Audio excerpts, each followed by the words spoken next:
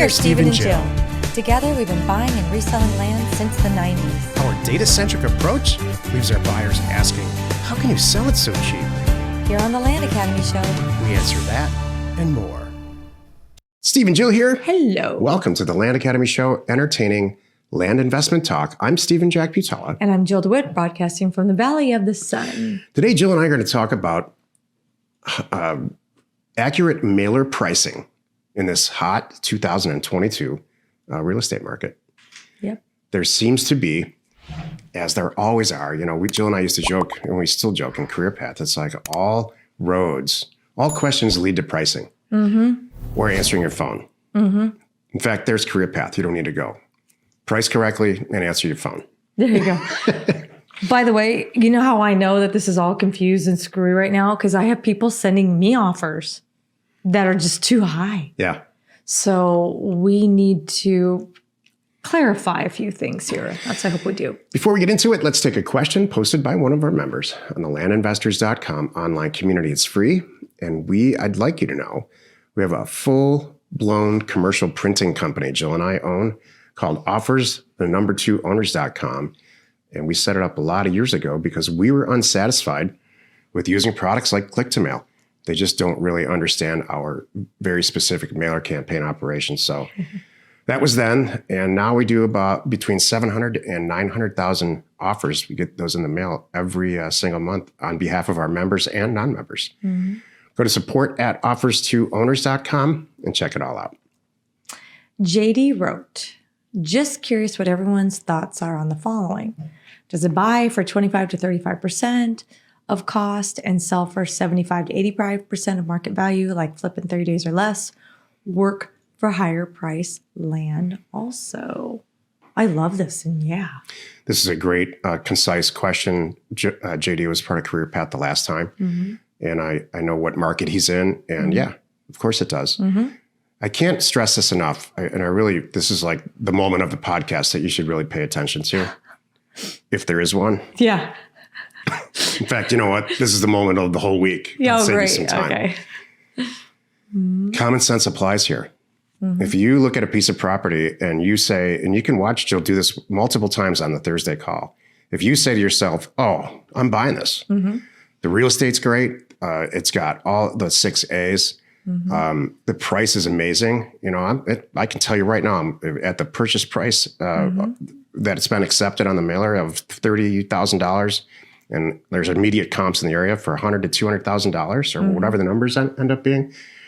We're buying it. How do you arrive to that point? How do you actually arrive to just being confident enough and comfortable enough to say, like we all do on the call, Lori and Brandon and you and I, that, yeah, I'm buying it. And there's no doubt about it. Let's open escrow. I know it is. Experience. Yeah, they were going to say the same thing. Good, yep. How do you get experience if you're brand new? By watching the library of content that Jill and I have put together, thousands of hours, literally, thousands of hours of us reviewing people's deals. That's a good exercise. You know what I would do? I would watch the Thursday calls. They're all recorded for you, our members. And I would go through as we're doing the would you do this deals. I would pause it on the video and then kind of guess what I think my answer would be and then let you and I weigh in. Yeah. Because we always, how we do it is people submit, it says, they put in the state, county, APN, purchase price that's accepted, what they think they could sell it for, and then any details is there power? Is there a well? Is there some, great attribute, whatever it is. They put all those details in there. Or is there something we need to know about, here's what's going on with the seller, the whole story. So then we can quickly go, all right, let's look at this together. And then we pull it up, we look at it, like you said, and then I would pause it right there. I would do my own little, this is pretty good. This is how you get good at this. Do my own little assessment in 5 minutes or less, and then say, all right, I think Jack and Jill are going to say this, or I think they're going to say that, and then see how close you are. You have to get to the point where you're completely applying your own common sense about whether or not you should buy the property and how much you should sell it for, which leads me to this the content of today. Today's topic, accurate mailer pricing in this hot 2022 real estate market. This is why you're listening.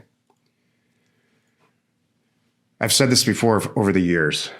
Mailer pricing, believe it or not, after you get the technical skills down, which is, you just watch 3.0, Chapter 4 in Land Academy 3.0 just a couple of times, and you can get the basics down pretty quickly. After that, it's more art than science, which really messes with certain types of personalities. I'm a former accountant. We have a ton of engineers and pilots in our group that come from a technical angle. And for most of them, that answer is not good enough for them. They don't want to hear about art. They want to hear about applications in science and applying rules to get a mailer in the mail that's correctly priced. And so while both things are important, in the end, it's exactly what JD was asking here in the question. You're going to have to decide at the very end of the mailer process if you're going to go into a market and price your mailer at 35% or 60% or 75%. What I think ends up happening is that somebody listens to a podcast from about 2 months ago, doesn't do enough research, and just slaps on a 70% prices a mailer at 70%. Instead of really looking through the mailer and saying, I set these mailers up so that when you go in there, you can hit 7.0, and now it's priced at 70%. And then you can go down and look, test 10, 20, 30, 40 mailers long before you spend any money on postage. Right.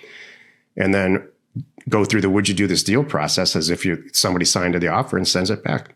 Can I please clarify some of this too? Okay. Sure. So here's the thing.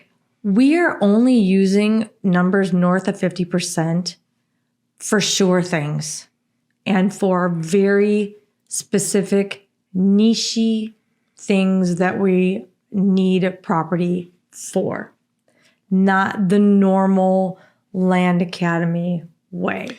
And here's why. I don't want you. I'd rather you buy for $3,000 and try to sell for $10,000. Because if 6 things go wrong, you're fine. But if you try to buy for $7,000 and sell for $10,000, now we got a problem. Because what if 3 things go wrong? You did something like, shoot, now you're worried. And by the way, you're working really hard because you goofed up some stuff. And now you're like, great, I made $500. Yeah. So let me be super clear. The only reason you would ever price a mailer at between 50 and 70% is because you have so much experience in that market. And the market is so hot. How do you know it's hot? How do you see if the market's so hot? Because you have so much experience buying and selling or micro tracking properties that come up on the market and go back down, go up, how long days on market. You have intricate, 10, 20, 30, 40, maybe 100 hours of research into 2 or 3 or 4 zip codes. And then you've been there.